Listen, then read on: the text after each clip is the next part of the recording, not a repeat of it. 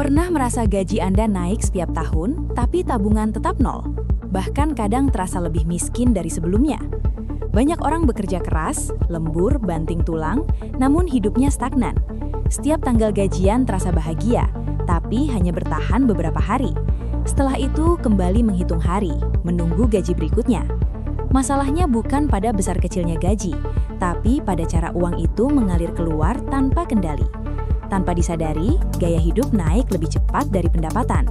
Inilah jebakan finansial paling umum yang membuat orang terlihat sukses, tapi sebenarnya rapuh secara keuangan. Bayangkan seseorang bernama Andi. 5 tahun lalu gajinya 3 juta rupiah. Hari ini gajinya hampir 2 kali lipat. Secara logika, hidup Andi seharusnya lebih tenang. Namun kenyataannya berbeda. Ia masih sering meminjam uang di akhir bulan. Cicilan bertambah, gaya hidup naik, dan kebutuhan terasa tidak ada habisnya. Dulu naik motor biasa, sekarang kredit motor mahal jadi kebiasaan. Dulu makan sederhana, sekarang kopi mahal jadi kebiasaan. Tanpa perencanaan, setiap kenaikan gaji justru menciptakan beban baru yang mengikat masa depan finansialnya. Fenomena ini disebut lifestyle inflation. Saat pendapatan naik, pengeluaran ikut naik, bahkan lebih cepat. Masalahnya, kenaikan gaya hidup sering dianggap sebagai hadiah atas kerja keras. Padahal, tanpa kontrol, justru menjadi penjara finansial. Banyak orang tidak pernah memberi uang tugas yang jelas. Uang datang, lalu pergi begitu saja. Tidak ada anggaran, tidak ada batasan, dan tidak ada tujuan jangka panjang.